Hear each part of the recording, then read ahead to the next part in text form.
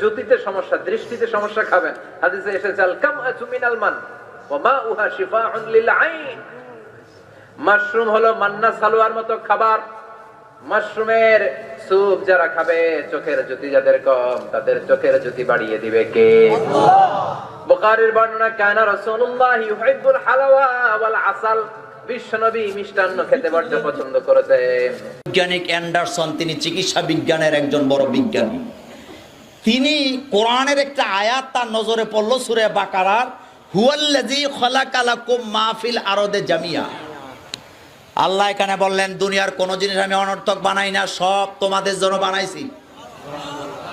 অ্যান্ডারসনকে আমার মাথায় ঢুকছে ব্যাঙের ছাতা। আমি ব্যাঙের ছাতার কাছে যাইয়া ভাবলাম, কোরআনে তো আল্লাহ বলেছেন সব তোমাদের জন্য বানাইছে, তো ব্যাঙের ছাতা বানাইছে কি লিগা? এত বড় ডাক্তার,